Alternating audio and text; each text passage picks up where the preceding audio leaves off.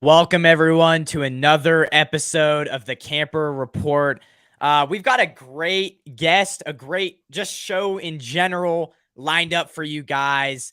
My name's Ben Camperman. Today, joining we have Steph Sanchez of the 49, obviously the 49 Carat podcast. I think it's Yep. called 49K podcast. You can find her on YouTube. Her Twitter and her YouTube links are in the description. But before we get started here, why don't you tell us a little bit about your channel, what you do on there, and maybe promote yourself a little bit? Yeah, for sure. So my channel, obviously I do 49ers content. This draft season, I was doing a bunch of different things. Like I went to the Senior Bowl, interviewed players there, posted those clips. Went to the combine, interviewed players, posted those clips, and I was also interviewing like prospects before the draft. So a couple of those guys, like Spencer Wagee, defensive end from North Dakota State, he got signed as an undrafted free agent with the 49ers. So I interviewed him before the draft. And that was just a really cool experience because now all those videos, like all the fans from all the teams that pick those guys up, are kind of just curious about these guys and excited about these guys, and that's pretty cool. But during the regular season, I do the weekly couple shows a week and preview the games, do the reviews of the games and all that. So yeah, that's pretty much what I do on my channel. Yeah, it's interesting. You were saying it's cool to interview these guys before they go to NFL teams, whatever. It's really cool because I kind of resonate to that a little bit. A few months ago, I made a Joey Fisher prospect. I was one of the first guys out there. My brother pointed him out to me, and so I posted a video on him. And then when he got drafted by the Niners, I just got a ton of comments and being like, "You're a genius, you're a genius," and I'm like. I mean, I don't know. I'm like, no, not really, but like it was so cool to do that and kind of get the recognition there. So I feel you there for sure. Yeah, I was trying to get Joey on a couple of times. I reached out to him, but that one didn't pan out. But yeah, excited that he's on the Niners. I mean just an undrafted free agent. I think he'll be one that probably sticks through the 53 man. So that's a good one. I like that one a lot. So let's get right into it, though. We have kind of the title of the show here, and this is something that was on my mind. I'm sure it's on a lot of 49ers fans' minds because the Seahawks are getting stronger and stronger. They kind of have built themselves like the Eagles. When they were rebuilding, they have an extremely smart general manager who is just a genius sometimes, and he's the Seahawks team made it to the playoffs last year, and they still had 2 first-round picks to spend. They were still really, I mean, they had draft picks, but they were also already a good team. So it's like now with them getting their latest first-round picks, do you think what would you rate the Seahawks draft? What's kind of your grade, and can they now compete for the division? Because last year it was pretty obvious who was going to win that. So. Yeah, I mean, I definitely feel like they put themselves in great position to compete. I mean, obviously, we know that the Cardinals and the Rams at this moment in time are a ways away from being able to compete for the NFC West. So I kind of feel like the Seahawks they do see that opportunity as, okay, it's really just us and the 49ers. And yeah the 49ers did beat the Seahawks, twice last season. And, a couple of those games they beat them pretty handedly, but I still feel like that Seahawks team, ended up being better than I think most of us even expected they would be going into that season. And you look at their draft. I'm not really I don't really know what their needs were going into the draft. I mean, I think aside from maybe some of the obvious ones, but I think it was interesting that they didn't necessarily draft based on those big needs that people were thinking they would get, and they kind of just went with the best player on the board. With the first pick, Devin Witherspoon, right, out of Illinois, I think a lot of people were expecting that they would go with Hall.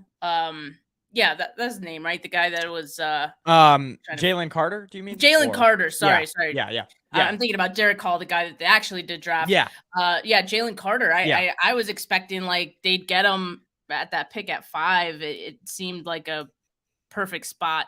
I know. And I'm glad that didn't happen. The other scenario was Anthony Richardson, right, who went right before. I think they would have really considered Anthony Richardson, had it not been for him getting, picked up before. But yeah, Witherspoon was an interesting one, but at the same time, like you already have Tariq Woolen, and on the other end, you need someone who's just as good and who better in this draft, I think, than Witherspoon, right? So I think they got themselves a dog on both sides.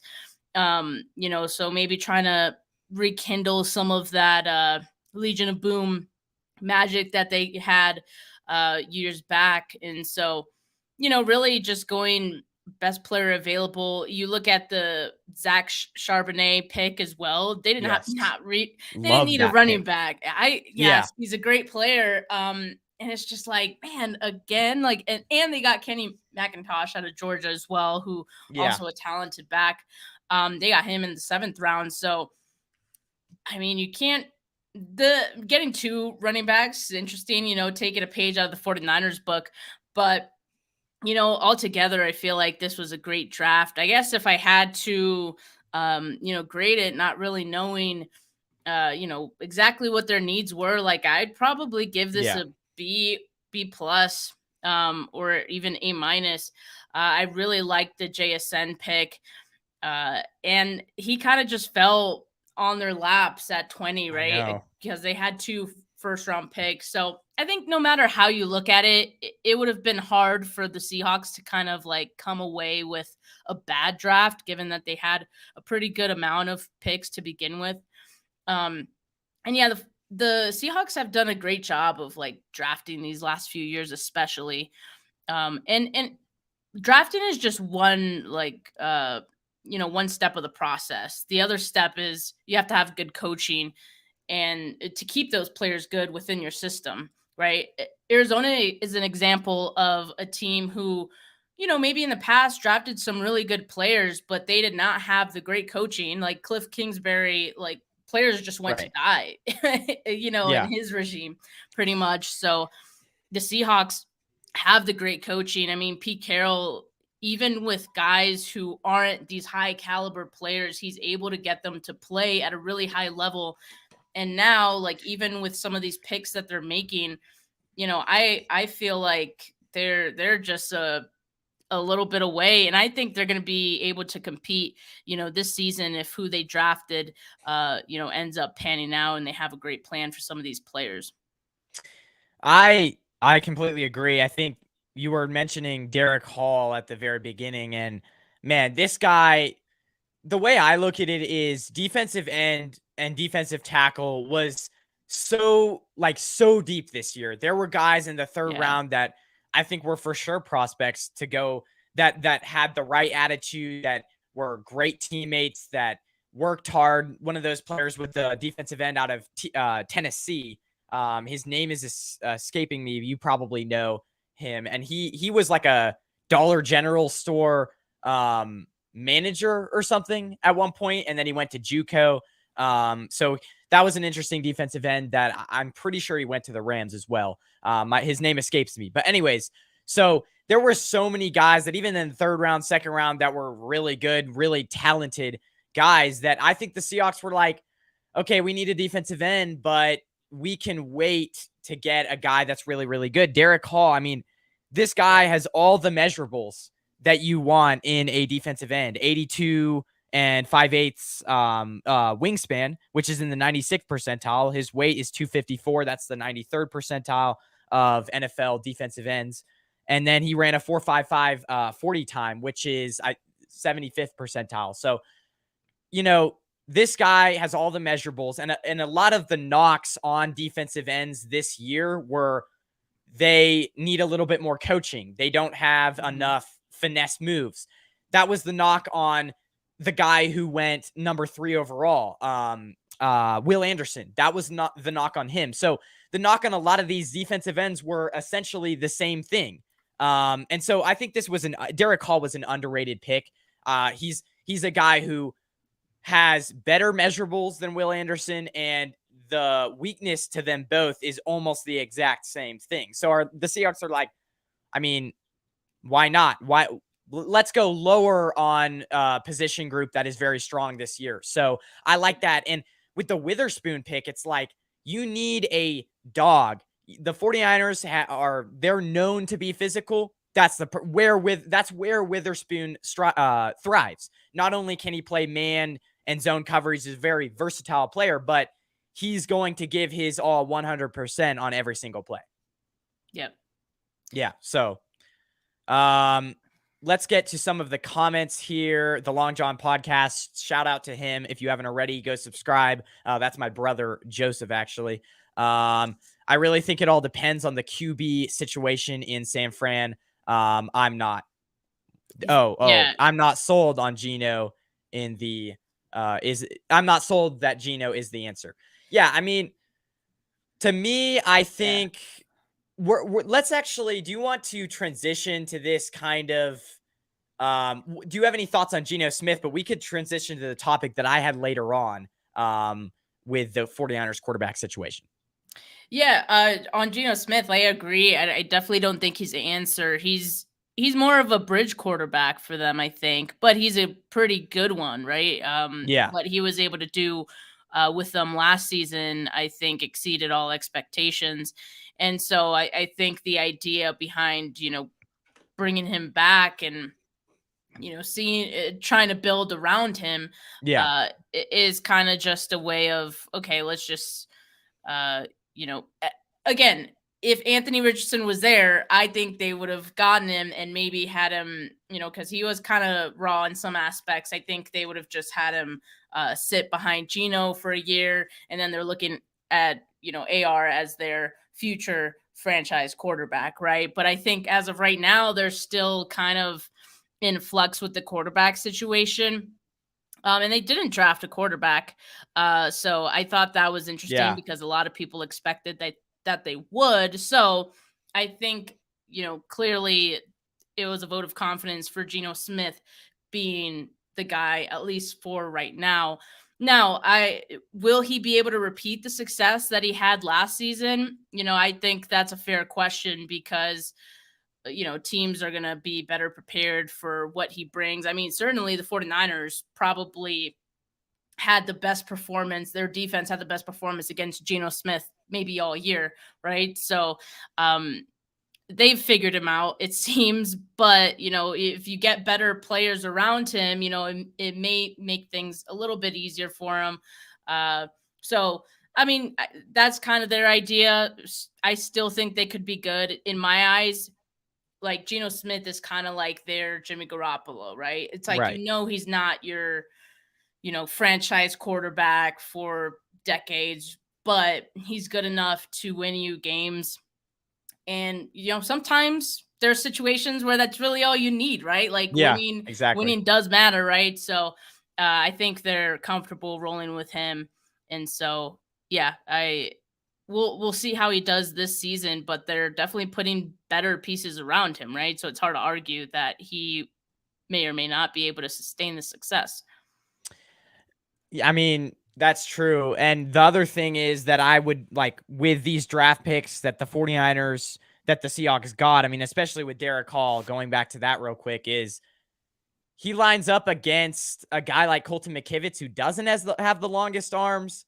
And he's a physical dude. I'm afraid, man. I'm afraid anytime a defensive end is going to line up against that right side. But this guy could really wreak havoc on the 49ers.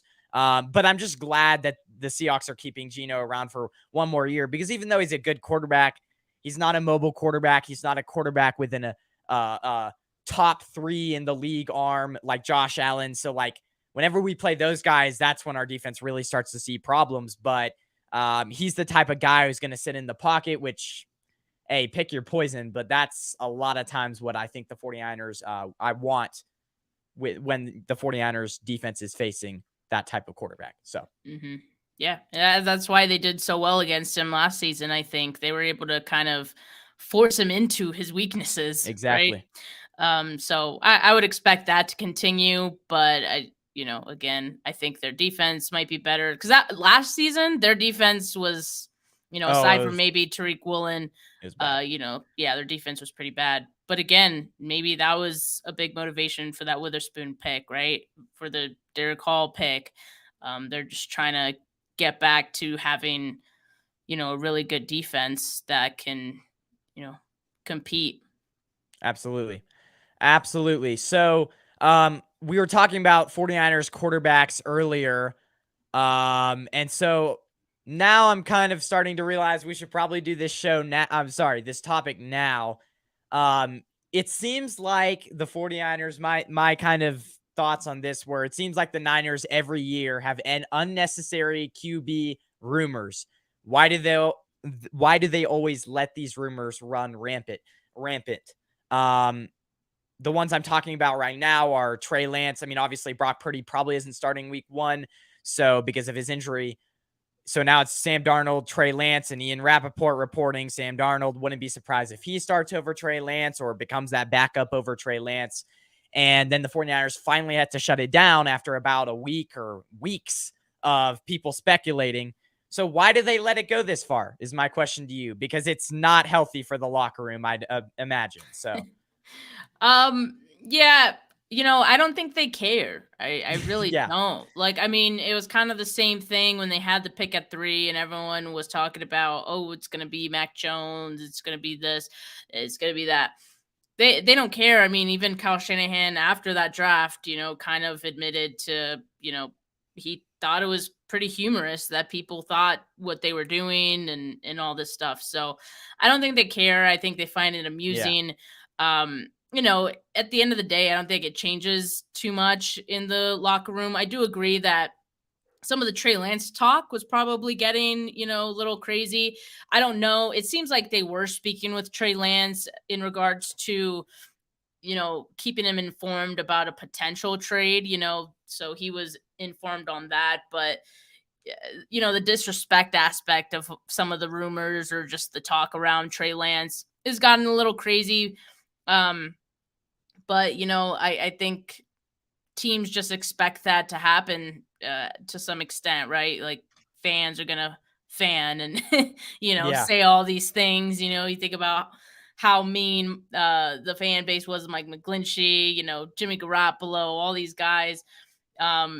So it's just unfortunately that's part of the game. But as far as like national media, what they say about the team, I don't think there's really any reason to try to stop it. Like, well, at this point, there's a lot of talk about Sam Darnold, Brock Purdy, Trey Lance.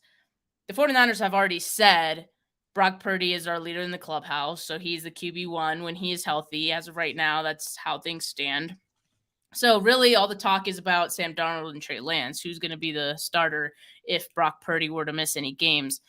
And I don't think the 49ers even know the answers to that question. So what are you no, going to have people what are you going to ask people to stop saying? You know what I mean? right, Like, it's really just a matter of opinion at this point, and everyone's going to have one. So there's no point in really, stopping that.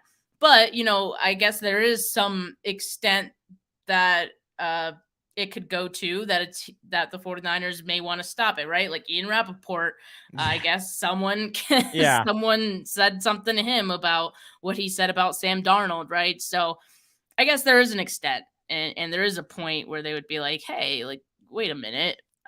But, for the yeah, most part, I don't think they really care, especially in those situations where, one, they don't want you to know what they're thinking.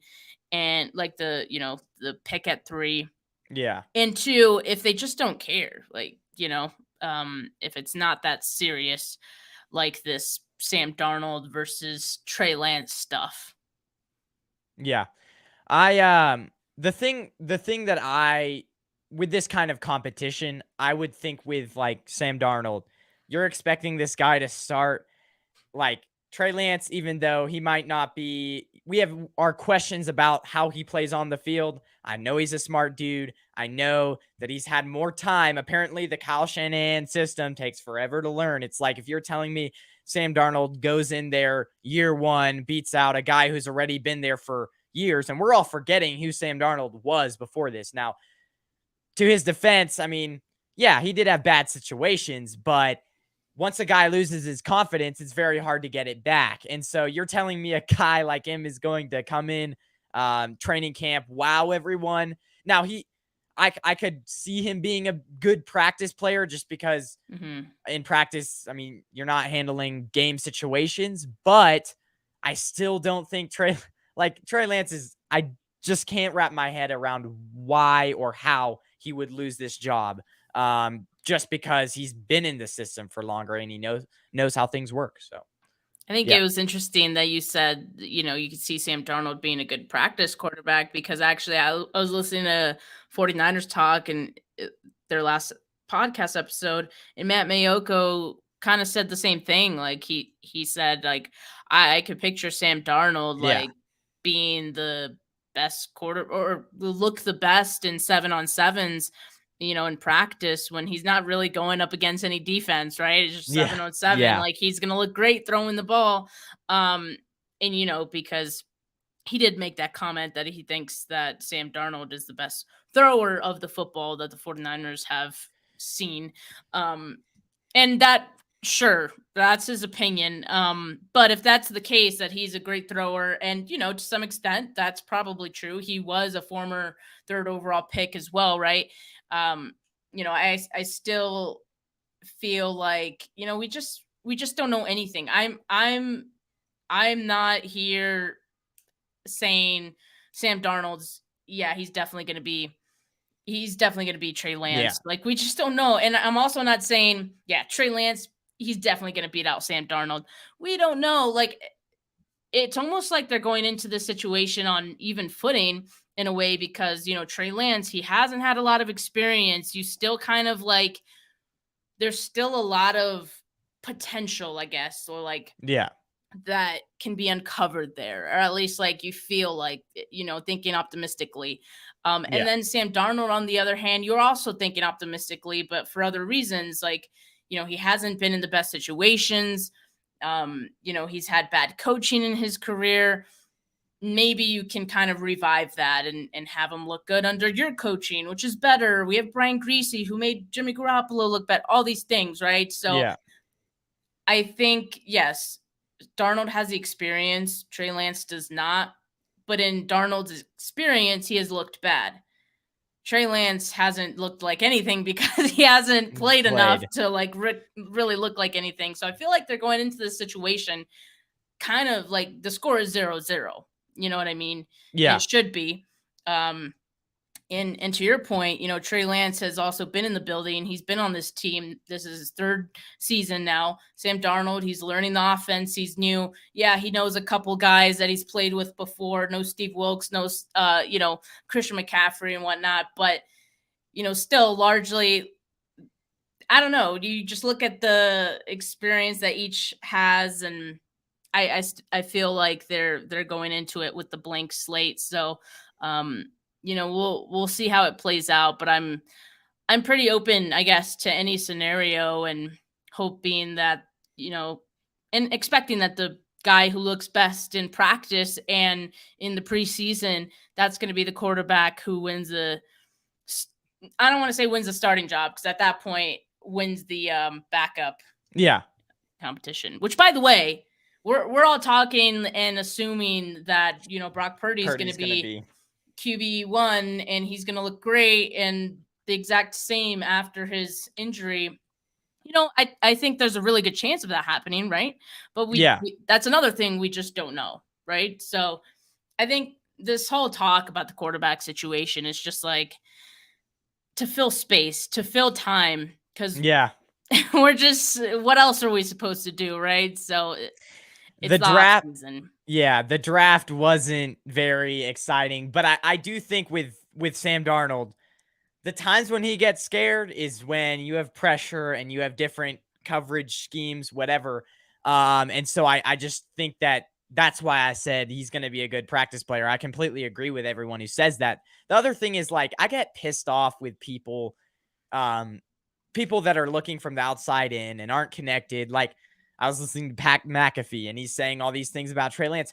Why do you talk so much bad stuff about Trey Lance? Like, this guy's a 4-year vet and he's just like terrible and he's a complete bust. I don't get it at all. And then lastly, Brock Purdy, man, the thing is here's how I see it going down is if he has a 3-game stretch where he's throwing a lot of interceptions coming back, because it kind of brings me back to Jimmy Garoppolo's when he first came back from that injury or came back, I think it was week 3 against the Broncos. He looked rusty as ever. And I'm not saying Brock Purdy's going to be to that level of bad to that extent, but there could be a stretch where he's throwing picks and he's not looking as good.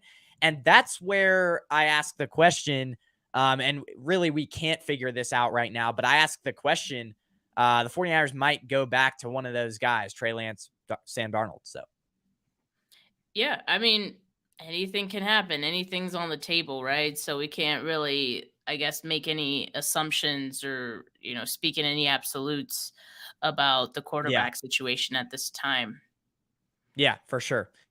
Real quick, the Long John podcast, I would argue that Darnold actually had a head coach. Was it Matt Rule? Because Gase was an idiot. And then he said his coaches have been trashed. So I don't know if he means like now he actually has a head coach. Okay. I don't know. Maybe you could further us on that. Has. Okay. Now actually has. And that's true. I mean, and I think that's kind of what the 49ers are banking on, right? Like, yeah, this guy has looked terrible elsewhere. Let's kind of just take a flyer on him because we have trust in our, coaching staff, in our system, our QB friendly system, the talent that's around our quarterbacks. And, Brian Greasy, who has done a great job with both Jimmy Garoppolo and Brock Purdy. Still have yet to see really what he would look like, with a full season or an extended period of time with Trey Lance. That's also another thing I'm looking forward to seeing. But yeah, this could very well be, Darnold's, revival, right? Reclamation project for the 49ers. So that could be something cool to see. Interesting. Yeah, for sure. Well, let's get to the next topic. Before we actually move on, because I forgot to ask you this backstage, how long can you go for? Let's keep it to an hour, or with that? Yeah, an hour's fine. Okay, cool. What do you make of the 49ers drafting 2 tight ends, and who was your favorite player drafted by them? It's interesting because like they spent 2 out of the 9 of their picks on tight ends. So yeah. Yeah. Going into the draft, it was obvious that the 49ers were looking at tight ends. Any tight end that we interviewed at the combine, it was like, yeah, I've met with the 49ers, like literally all of them had talked with the 49ers. There was plenty of reports saying that the 49ers were looking into tight ends. And it's obvious why. I mean, this tight end class was one of the deepest we'd seen in a really long time. And so for a team who, yes, they have George Kittle, but behind George Kittle, Charlie Warner, Ross Dwelly doesn't really move the needle too much. So I think they're really, looking for not just one person, but 2, right? Because eventually I think both Dwelly and Warner are probably out the door. I don't know how soon that happens. I don't want to assume that they'll be out, 53 cuts, but, I think that's the idea, that they want to bring in new talent. So I was expecting that they would actually draft or at least bring in 2 tight ends either one via the draft and then one as an undrafted free agent, just because like there was going to be a lot of talent there. And usually when it's deep classes like that, you get talent that gets pushed down the board. Because teams say to themselves, this class is so deep, I don't need to get one right now. I could just wait. Kind of what we were talking about with the edge class, right? It's very similar. So I think that's kind of what happened with the 49ers, that, they got Cameron Latu with one of their third round picks. And it just so happens that another tight end who they really liked, and Braden Willis, who they had a 5th round grade on, he was still there in the 7th round. So yeah, you got to get him at that point. So I feel like it kind of worked out perfectly for the 49ers. Now, I wasn't a huge fan of the Latu pick. When it first happened, I guess from the value standpoint, I didn't do a lot of like research on Latu before the draft. So in my mind, like, he wasn't the most highly coveted tight end in that Yeah. range. So that was confusing for me. I'm not here to say that he's not talented or anything like that. I'm just saying, like, from the value standpoint, I think they could have waited a little bit longer, but clearly they really, really liked him to, try to get him in the 3rd round. And I know former 49ers GM Scott McLaughlin. I think I'm saying his last name right. Like, the spelling of McLaughlin, I feel like it's different everywhere, but I think that's how you say it. But I mean, legendary 49ers GM, right? Who, pretty much built the roster that Harbaugh played with. He had a 2nd round grade on Latu, interesting enough, and he had nothing but like glowing things to say about him. And so I felt a lot better after he said those things, because clearly he knows a thing or two about scouting, more so than myself and all the people on Twitter who were complaining about the pick, right? So, long story short, I'm gonna wait and see how that kind of pans out. I do really like the Braden Willis pick. For bias reasons, he was kind of one of my favorite of the 49ers picks. There's a few picks that I did like, but for bias reasons, I like Braden Willis because when I interviewed him at the Combine, he did mention that he had met with the 49ers. I asked him how that went. He said, I love them, they love me. And so pretty much ever since he said that, and I had that video, I was like, oh man, like, this feels like he could be a Niner. Like, he's saying all these good things about the team, which usually, like, at that point, players try to stay neutral and, things like that. So I was like, oh, he said they love him. So there's a good chance that they draft him. I don't know. I was putting all my eggs in that basket leading up to the draft, and it just sort of like worked out. So I was really stoked about that. And of course, happy for him too. But there's a few picks I liked. Jair Brown, another player, who I was a fan of. I really wasn't expecting him to be available there still. In the 3rd round, they did move up for him, and I love that they moved up for him because I think he's a very, talented player, and he's going to fit in well with what, the 49ers do on defense. And something that I think they've been missing, like that ball hawk, on the back end. Like, you got Hufanga, who's kind of like I don't know how to, like a lion hunting his prey in the box, but on the other end, like, I feel like someone like Jair Brown, you need someone who can, get those turnovers for you.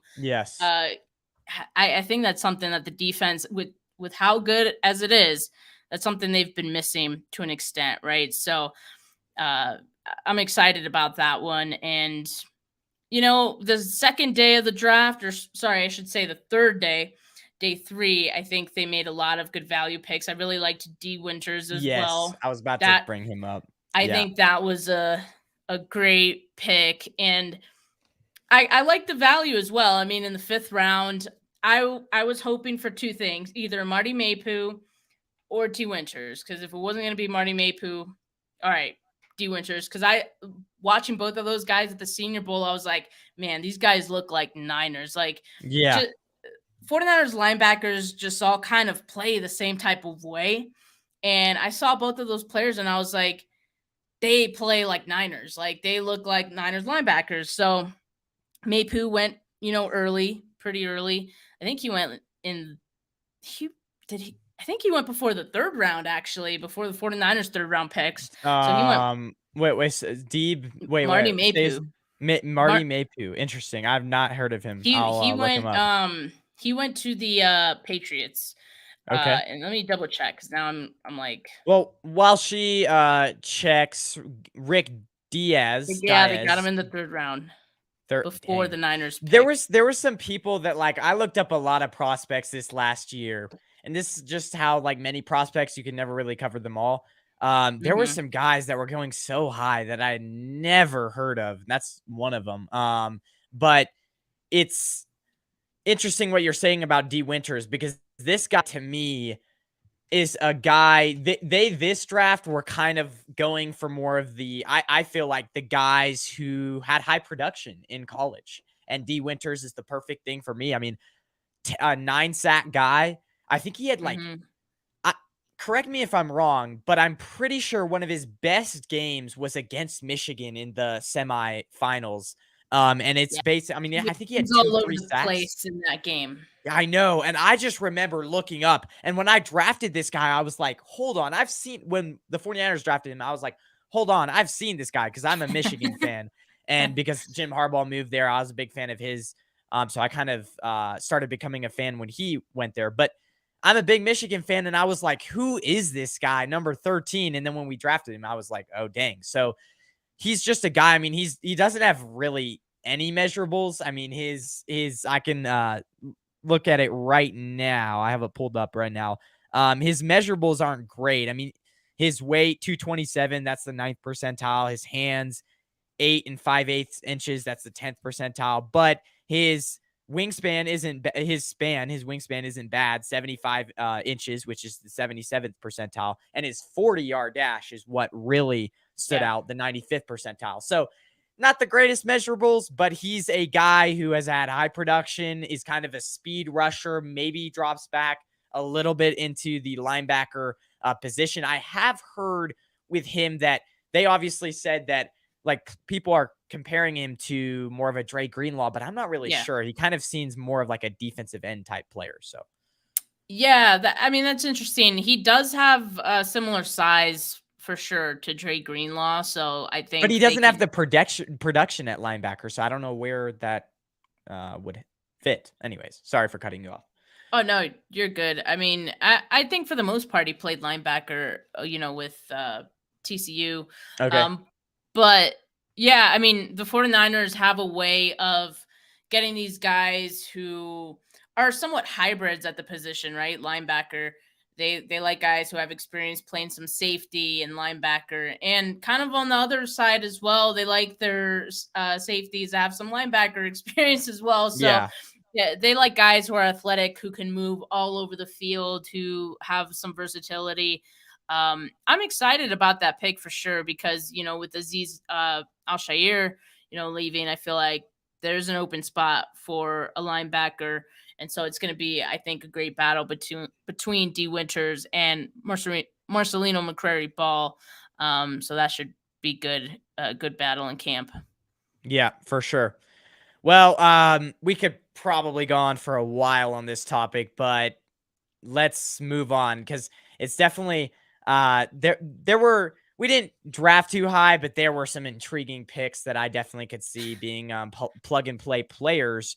Yeah, Speaking of yeah. all these of all these players, I was going to say, so moving on to kind of the second year guys, and the Niners, what they like to do a lot is they like to, stash these guys. Unless you're a really, really talented player, they like to stash these guys on the practice squad or make them backups. And then the next year. So this year, a lot of guys from next year, I do expect to be playing. So who are some second year guys that are going to have a significant role this year for the Niners? I mean, Brock Purdy for sure, Yeah, but yeah, that's kind of yeah, assumed. yeah, yeah, um, and one I just mentioned, I think Marcelino McCrary Ball could legitimately take that spot that Aziz Al-Shair left behind. He was awesome in training camp last year, and, another year under his belt, learning under these linebackers who are already great. I think he'll look great again. So he's one. I also think Drake Jackson, he kind of tapered off at the end of the year, but I don't think Yeah. it's lack of skill. I think, it was reported it was more of a conditioning thing. And it makes a ton of sense because the 49ers playoff team playing 20 games Yeah. in one season, he's only used to 9 or so in his USC career, right? At most. So it definitely makes sense, if he lost some steam. Now, an off season of full conditioning, he should be ready to go. And with a lot of the guys that they lost on edge, I think it makes a ton of sense. Clearly, they have a lot of faith in Drake Jackson because, they didn't go as high on an edge as I kind of was expecting them to. So I think that tells you that they do have faith in Drake Jackson taking that next step. I'm trying to think who else. I mean, I would have said Samuel Womack. Like, he's definitely going to get a chance to compete. Yeah. For that nickel spot, but they also brought in a lot of nickels. A Yeah. lot of guys to Yeah. compete there. So, he might be more of a depth guy going forward, but definitely can see him continuing to be a special teams guy for this team, which goes a long way as well. Nick Danny Zakelj is a Nick, guy. yeah, Nick Zakelj. I mean, it's kind of weird to see where he fits because at first they Yeah. talked about him being a center, right? And then they extended Jake Brendel, and Brendel is kind of here to stay, right? I don't think he's Yeah. on one. Yeah, so I think they extended into like a 5-year deal. I'm pretty sure that's what it was, which is crazy to me, but yeah. yeah, I was expecting like just a 1-year deal or something like that. Because I thought that, okay, maybe after this 1 year, we'll have Zakelj just kind of take that spot, but that didn't happen. So now where do you put Zakelj, right? I mean, it seemed like they really liked him. Granted, he Yeah. was like a day 3 pick for them, but I don't know. It seemed like there was a lot of optimism around him early on. And now I really don't know where he stands or where he falls. Maybe, but good depth. He's Yeah. someone that I think they can move around. I mean, I think he did play tackle at Fordham as well, right? So Yeah. Yeah, he they did. can experiment. They can Yeah. experiment. Well, another guy that kind of Kalia Davis. I mean, they never Oh really yeah, yeah, invested themselves into a defensive tackle this year, except from yeah, Javon Hargrave, but he's not a run stopper. So I'm really wondering. I'm like, okay, they have Kevin Givens. I was talking about this the other night on my live, and I'm like, they have Kevin Givens. They have Kalia Davis. They have Javon Hargrave. They have Eric Armstead. But the thing really with the 49ers is they, especially their defensive tackles, tend to get injured a ton. And so it's like Kalia Davis would be the obvious one for me. That's yeah. That's a good that's a point. guy. Yeah, that's a guy that I don't know, man. Maybe. I mean, So I kind of, you bring up a great point. I'd kind of forgotten about him because like he did pretty much redshirt his rookie year, right? He was yeah, injured, and that was kind of the plan from the get go. Like they knew he wasn't going to play his first year. They were just going to have him rehabbing. So yeah, I am looking forward to what he can do at the next level because I honestly think, and I'm sure the 49ers feel the same way, I think they got a steal with him, honestly. And it's only yes, because he was dealing with that injury that, he had suffered the fall before the draft. That was really the only reason that he fell to, I believe it was the 6th round. yeah, So, talent wise, he's way better than a 6th round prospect or draft pick. And so I think he could be a legit guy, behind Hargrave. And, they compared him to DJ Jones, who similar. DJ yeah, Jones also a 6th round pick who they were able to kind of develop into the guy that we as fans grew to love, right? And so I truly can see something similar happening with Clea Davis, and that's an exciting one as well. Jason Poe too, like he's a yeah, guy who was like an undrafted free agent, but everyone was like really excited for. So I don't know if he's going to have a significant role, right? I'm not going to say that, but I'm looking forward to seeing what he looks like in year 2. Yeah, and before we move on, the real thing that with Drake Jackson, it's like the big scouting report on him coming out was they needed to they tried to move him to linebacker, so he had to drop weight, and now he's been, like you said, trying to get his body right. And it's the same thing with the defensive tackle position. They really focused more on cornerback this year, secondary, which I loved. Everyone had been clamoring for that the last few years, but they really worked on that. And so they didn't invest a ton on their defensive line. I don't think these 5th and 6th round guys are gonna be ultimate day one starters. So Drake Jackson, day one, probably is going to get, and that just shows how much they believe in him, which is cool, because the defensive line coach that we have is one of the best in the league. So obviously he's got to be really good. So, and I think he had talent last year, because when he played, he was he made some plays. He was pretty good. It's just, I don't know what they saw wrong with him last year. So, yeah. Yeah, no, that's what I'm excited for. So again, it wasn't for lack of talent, right? Like, I love the athleticism. Yeah, like he probably just needed to work on some of his, building his arsenal a little bit. And he was a little bit raw. So again, those with another year under his belt, that's just going to be better. But I think we saw, even in the limited amount of time that we did see him, and he was a rotational pass rusher as well last season, right? So even more limited, but he's very aggressive, always getting his hands up. I love that. Just right off the bat, you see those traits, and you see how aggressive he is. He's going to be someone who makes plays in the future, undoubtedly. Yeah. So, with NFL program conditioning, who knows what he can do, but it seems like the 49ers feel pretty strongly that he should be ready for a larger role. For sure. For sure. So the Long John podcast, let's see here. What were we talking about at that time? Andy gets to step into a core with 2 elite D. Winters. linebackers. D. Winters. Okay. Yeah, that's a good point. Yeah. Yeah, for sure. And then Philip Sellers, never have you seen you in the chat. I do want to say, guys, thanks for all the support, because my videos, and I don't know if this would be a self pat on the back, but just the comment section and just everything else, I'm really starting to see the fruit of my labor. I don't know how you say it, but I've kind of started to see a lot more support coming towards my channel and just my videos. And it's this guest, other guests, right? Well, not guests, but people in the chat right here. So thank you for the support, because I've really started to, I appreciate it. I've started to see it. Y'all should have traded for Rodgers. Go Pack, go. Yeah, would we have had any draft picks left at that point? We would have done the Rams. I mean, we wouldn't have had a 1st round pick the Rams haven't had a 1st round pick in 8 years, which is crazy to me, but yeah. LaDainian Tomlinson says the Sea Chokers are winning the NFC West. Yeah, I mean, we'll see with that one. It's going to be close. I have a feeling this year is going to kind of be a race.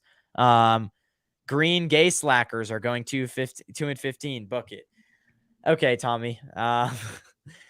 Love to see home. Well, we probably shouldn't be reading that. Anyways, you came up on my recommended keep up the good content. Thank you. Yep. But the Rams won a Super Bowl at least. LOL. Yeah, he says that to my comment on the 8 years, 1st round picks, 8 years thing. Yeah, but where are they now? I mean, they won a Super Bowl, and then they just went like this. I was they sold their soul for Super Bowl. You can't really blame argue with the results. Yeah. Yeah, for any sure. team, I think any team, if they knew they would get a Super Bowl, they would do that in a heartbeat. The problem is you don't know. You never know. You can buy a team. I kind of feel like the Eagles were doing that. But they also have a really good young core. Jalen Hurts, they have their franchise quarterback, right? So I think that keeps their window open. But last year, like to me, like it looked like they were going all in. They'll be good for a while though. Well, and the interesting thing with them was they went all in, but they also still had draft picks to kind of back it up and to bring in high level talent.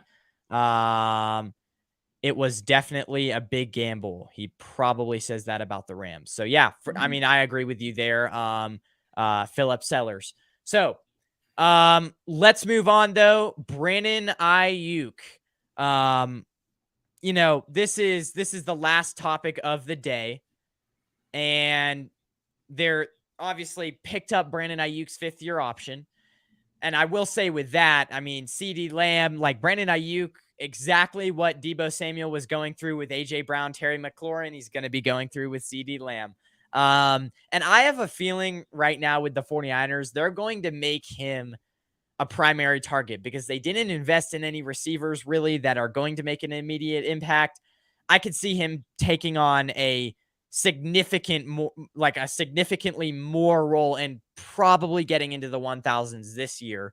But my question to you is, the 49ers picked up Brandon Aiyuk's 5th-year option and have plans to extend him. How would they make that happen? Is it possible they trade a significant player to make cap room? What about George Kittle? That's my only thing. I mean, there's been talks about that. I know Grant Cohn, shout out to him, talked about that a little bit, and it kind of sparked an interesting idea in my mind.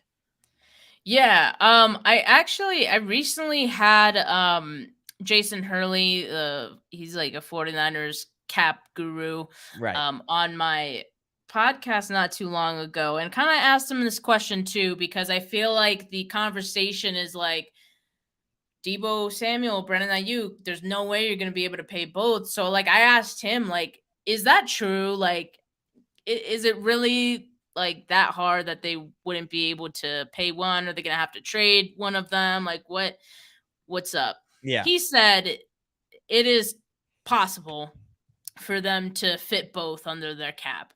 Yeah, it would take some maneuvering, I think, but you know, he seemed pretty confident that they can do it. Now, the question is, would they want to? Because allocating that much money to like one specific position, you know, especially like the wide receiver position, when you have all these other playmakers as well, who, you know, I keep saying that Deebo and Christian McCaffrey, their skill sets overlap quite a bit. Yeah. So that I feel like that can factor into a decision in the future as well. But yeah, I don't think it's so much a question of can they do it. I think they can do a lot of things. There's a lot of ways to kind of manipulate and play around with the cap. And the 49ers have been able to do that quite successfully for the past few years. But again, like, I don't know if they want to. To me, I feel like they won't. Just because, again, I feel like Kyle Shanahan feels he can kind of make anyone excel in his offense. And yeah, his wide receivers take some time to kind of catch on into his offense. Aside from Deebo, who was like off the bat in his rookie year, you know, he's pretty productive. Yeah.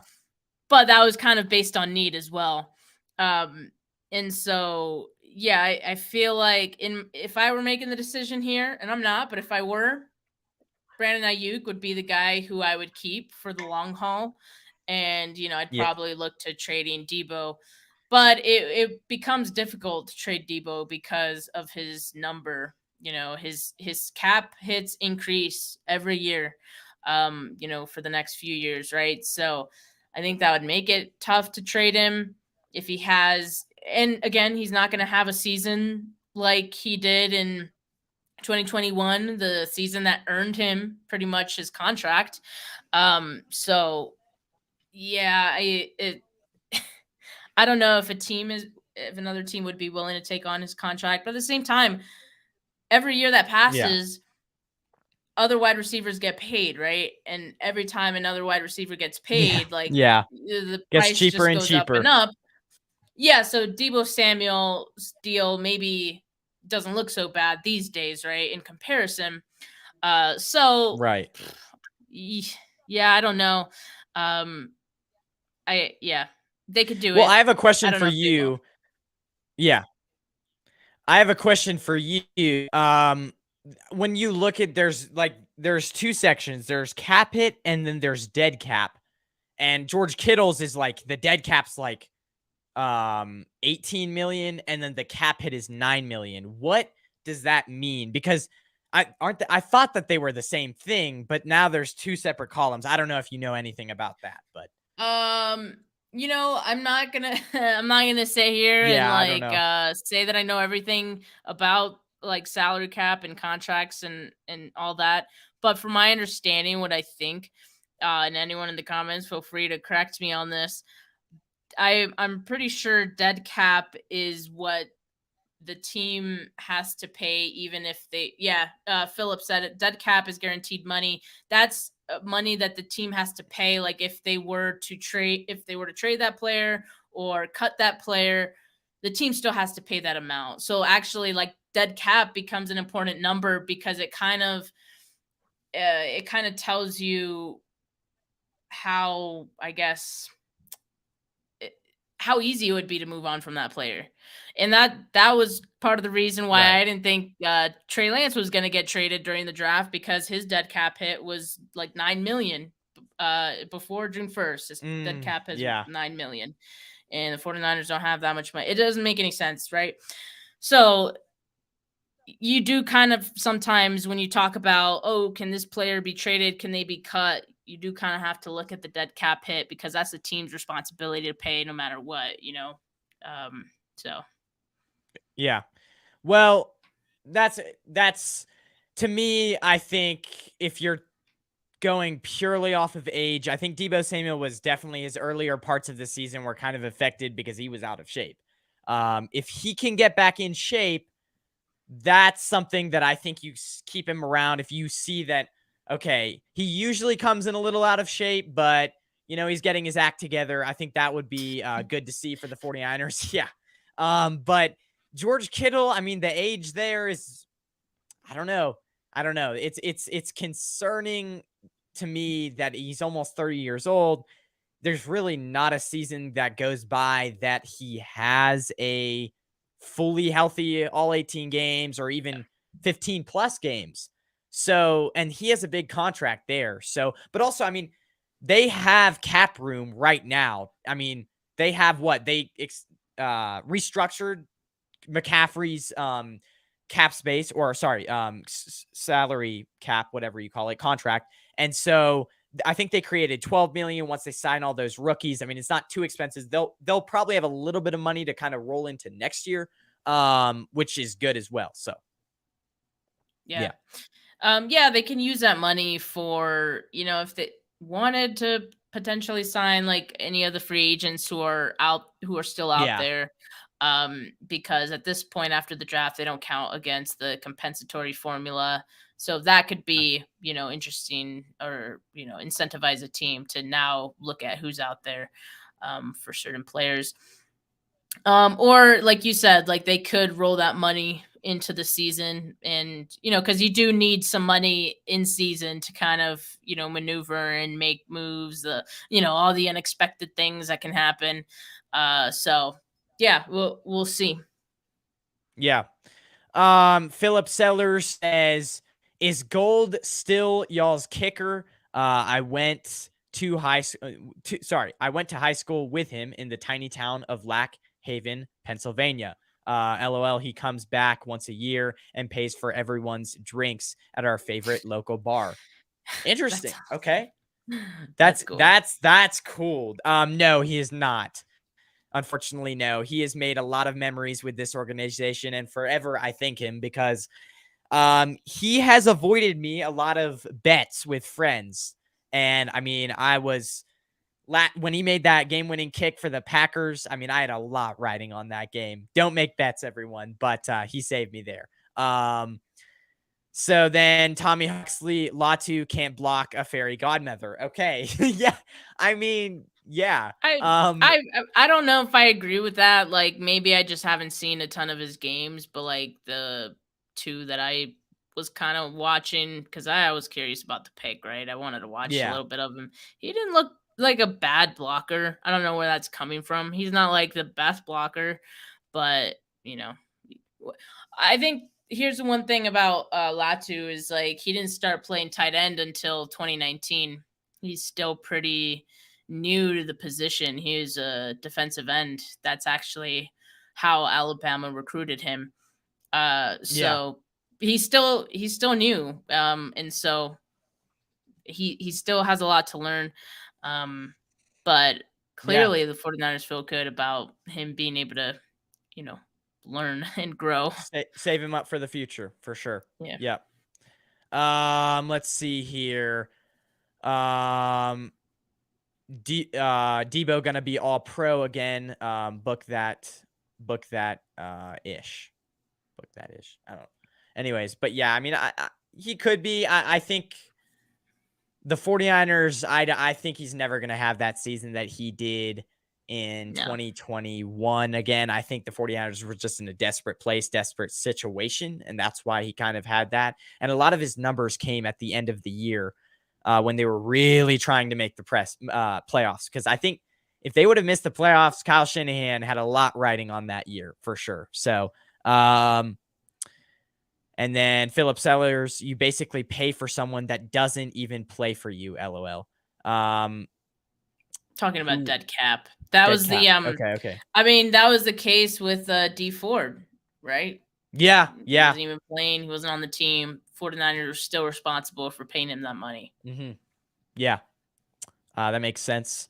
The Lambs are still paying players not on the team. Yeah, their draft was actually good. I liked their draft, and like it's funny because a lot of their rookies are gonna be day one starters, which is hilarious to me. But their draft, I mean, they got the edge rusher from Tennessee, Byron Young. Yeah, that's who it is. Okay, I was really wanting the 49ers to get him. He went before a lot of teams liked him. He went before the 49ers even picked. So yeah, and then they also obviously got Stetson Bennett, a quiet guy who maybe could start next year. Made a video on that. And then Kittle is such an icon for that team, though they won't let him go. I kind of agree with that as well. We'll see what happens, but I do like your reasoning there, Philip. So, yep. Good as gold, he says. Yeah, we have Jake Moody now. Moody money is what I heard on a podcast the other day. Moody money. So that's going to be, instead of good as gold, Moody money. All right. So anyways, yeah, guys. So real quick before we get out of here, this has been a great show. Thanks for kind of sharing your knowledge. I enjoyed it thoroughly. Kind of before we get out of here, promote your channel again. Tell them, the audience, where they can find you. Yeah, so you pretty much can find me as Steph49K on all social media platforms that I am on. YouTube is the biggest one. That's where I have all my channels, my videos that go live. Do lives just like this one. This has been fun, by the way. Thanks for having me, Benjamin. And yeah, so definitely check that out. I'll be going live, throughout the week. And Twitter is another, where I'm most active. So check me out on Twitter. TikTok is where I do the Nick Bosa impressions. People I've like those. So yeah, just Steph49K. Appreciate it. Thank you, Ben, for having me on. Yeah, it's been a lot of fun. Real quick, the Nick Bosa, I have seen those. Those are great. You're just like, your tone of voice is like perfect. It's perfect. It really is. So yeah, guys, have a good night. Philip Sellers says, and then real quick, the Long John podcast, the Eagles are still paying a left guard who's been retired for 3 years. Interesting. Okay, well, everyone, have a good rest of your guys' night. I'll probably be back on Saturday or Sunday, but it's a busy time of like it's a busy season for me. So we'll see, but I'll put show notes in the description after this show ends, and then we'll work from there. But I mean, you guys will see videos, clips coming out within the next few days. So keep an eye out for that, and we will see you guys again later. Go Niners.